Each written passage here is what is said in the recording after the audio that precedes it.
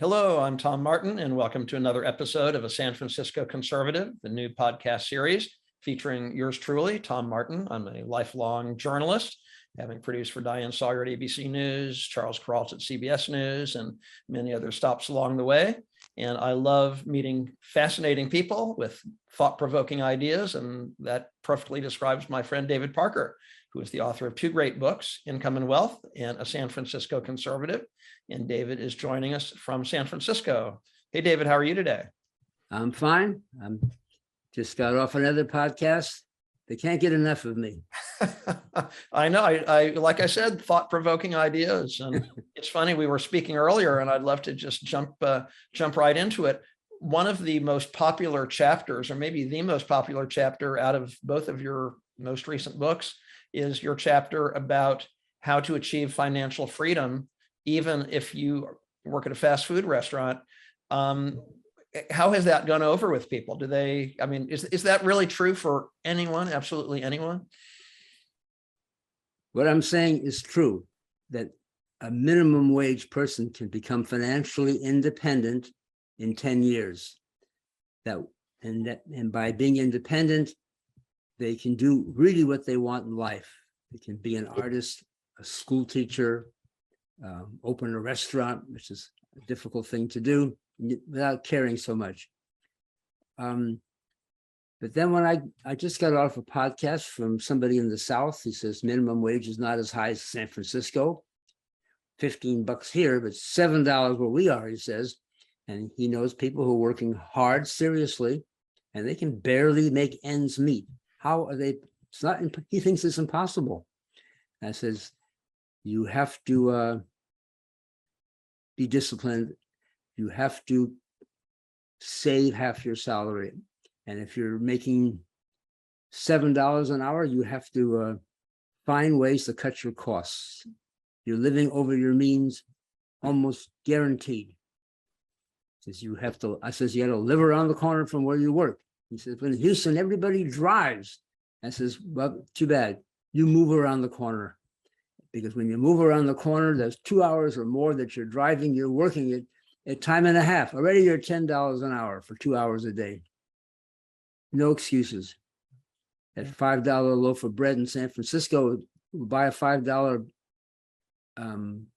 5 pounds of oats. You make 50 loaves of bread. And maybe you need a roommate or 2 roommates where you're living, no matter how poor you are. And maybe you better get rid of the car, and maybe better, or share the car, share the internet. You cannot make excuses. We have inflation, making it even harder. But eventually, salaries will go up whenever there's inflation. And there's always something that puts a damper on the whole thing. You just, and if you can find a way to restructure some of the debts you have, stop paying some of those debts for a while. And put that half your salary into an income producing asset with leverage every year for 10 years. The house next door, then the house next door, corner grocery, fleet of trucks, whatever. You'll be independent. It's over. You're free. Yeah. No, I mean that to achieve financial freedom, independence, and lift that stress that so many of us feel, I think that's just worth all that effort, worth all that discipline, certainly. Do it with a spouse, makes it even easier. Do it with a friend or a relative, brother or sister, something like that. I'm curious about what you have to say about entrepreneurial thinking. I know I often, when I'm describing your books to friends and people in the media, I often say, scholarly writing from an entrepreneurial mind. It's not, you're not a professor hidden away in some library somewhere. You've studied thousands of hours, the history, the economic principles, and so on. And that you're still there at work, I always say, in the trenches. I want to run a couple ideas by you. It's funny, there's a fellow I know to some small degree. He's a social media expert. I've met him a couple of times, Gary Vaynerchuk, and he's very good about how social media works and all that. And so sometimes when he's speaking to young kids, I mean, teenagers perhaps, he said, well, here's one thing you could do. You could go to garage sales and see what people are selling for $1 or $2. You can look it up on eBay and then say, people are willing to pay, $20 or $30 for a certain book or something like that. You can do that. He even suggested doing the same things, with many teenagers. Certain kind of sneakers, Air Jordans, are popular, or flipping them almost like houses or something. But it just seems to me that there's always a way to think like an entrepreneur, even if you don't have thousands or tens of thousands of dollars. Is there truth to that, or am I on the wrong track? That's a way to start, especially for a young person to start thinking entrepreneurially. I'm very wealthy, and that doesn't come from that kind of thinking. I'm thinking 5 and 10 years out at a time, and I'm financing deals 100%. That's sophisticated, but I didn't start that way. And I'm giving you an example of someone with no financial sophistication. Just go buy the house next door, then buy the house next door next year. And you can't, I'm not sure you can teach entrepreneurial thinking. You do that. The kid who's walking around garage sales, hey, I can sell that for $20 someplace else. That's in him to do something like that. Because 20 people pass that little item and don't have no reaction. This one guy passed it and that was his first reaction. Hey, I can sell that thing. That's an entrepreneurial mind, in that sense. I know you've written recently about 4 core economic principles, and sort of along the same lines. I know we started to get into them a bit, and I'm not really asking so much about what the 4 are, but you're a grandfather. You've taught young children for 40 plus years there in the public schools of San Francisco. Are there certain lessons that we can teach children? I mean, that would really put them on the right track? I know you said you can't really teach entrepreneurial thinking. You either have it or you don't, but are there some things that we can teach children? Only one thing in my mind, and that would be to save the money they get from their grandfather, or save half of whatever you get, and you can blow the rest. But get in the habit of saving half, not saving 10%, saving half. And that's just because when economies turn or things go bad, then that discipline, you need discipline and perseverance and discipline. I would teach. Those are the 2 things that everybody needs. That's not sophisticated entrepreneurial, but an entrepreneurial mind. Those who become very wealthy learn what the most underlying basic truth is about whatever they're working, whatever field they're in, because then you can operate, because the people you're dealing with probably are not as sure about the underlying truths as you are. So you can fool them a little bit. You can be negotiating all kinds of stuff you don't care about. The one thing you care about, they don't even see. And so all you make sure you get what you want. In my case, it's usually I want the whole thing financed when I'm done with this deal. And then the price is not so important. And finance with terms that you can live with, not with huge monthly payments. That just takes practice and skill.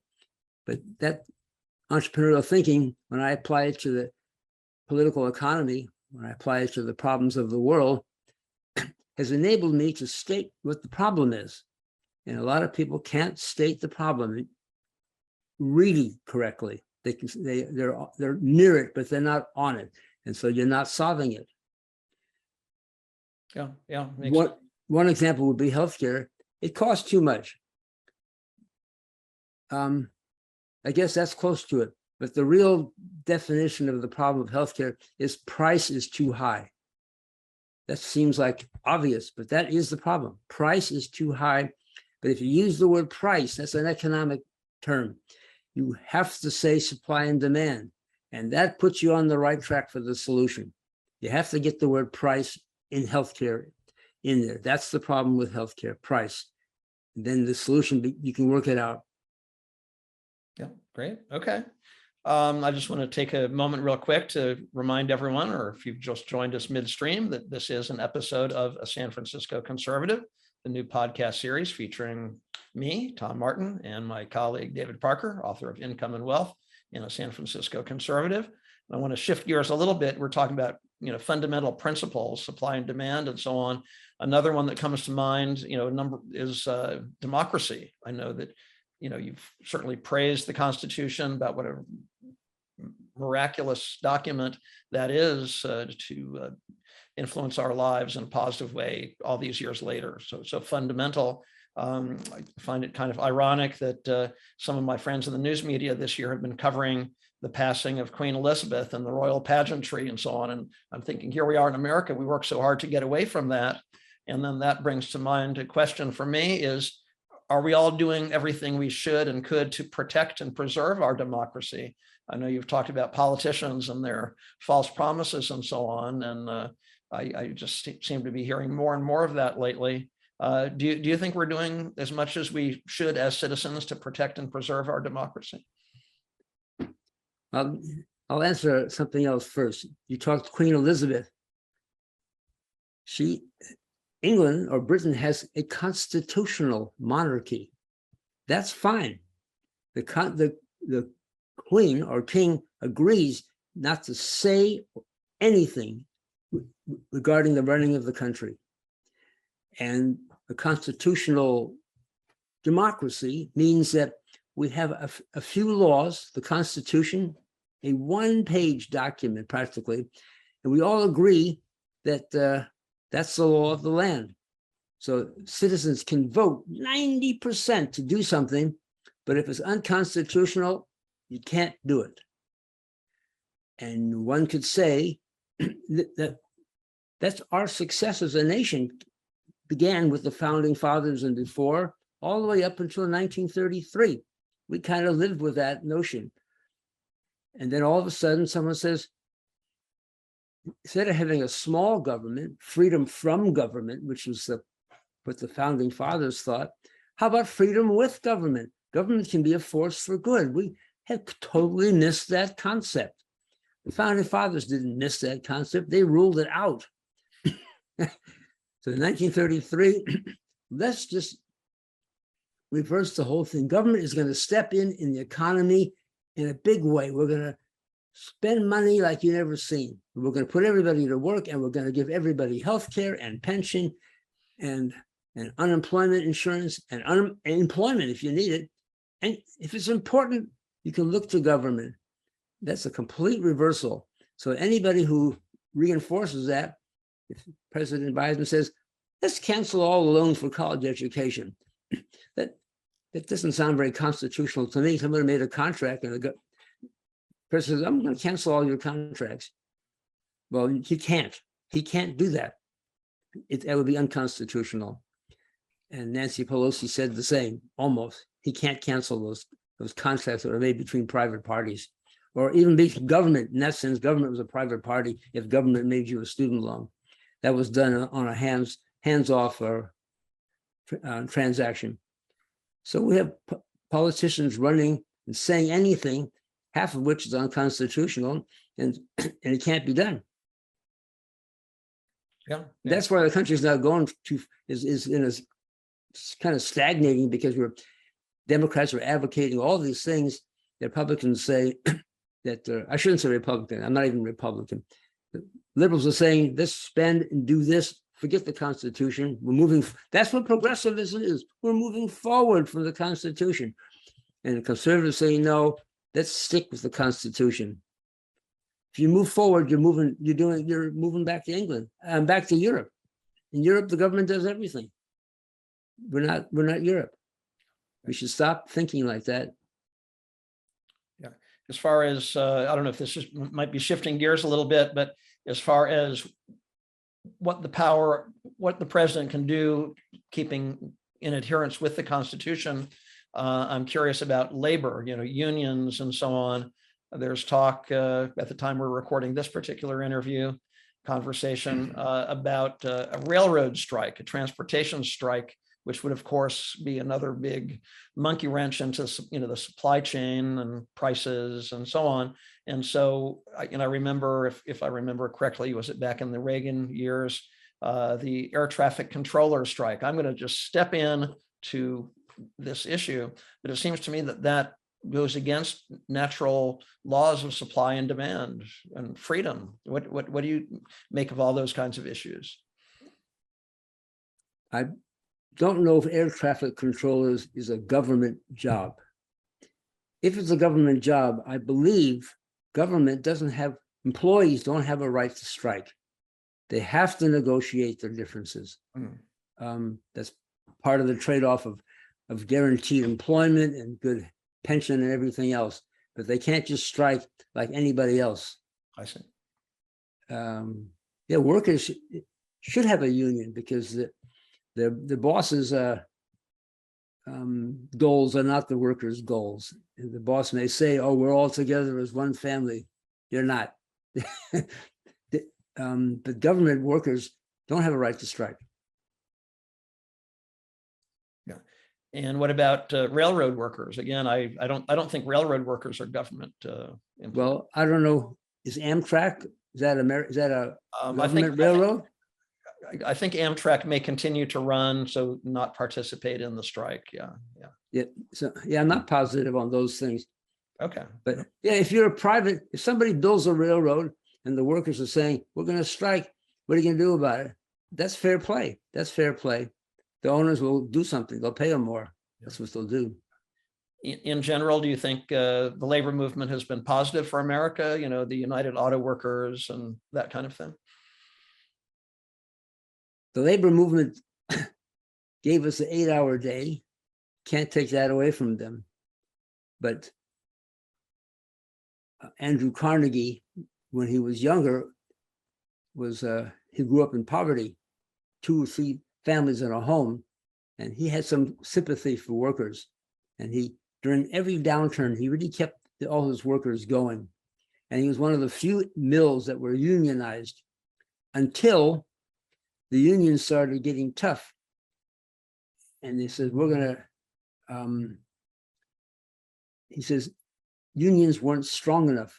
And he had to break the union for his famous strike that he's known for breaking the union. Because you were going to just strike me and all my competitors you weren't striking who were not union.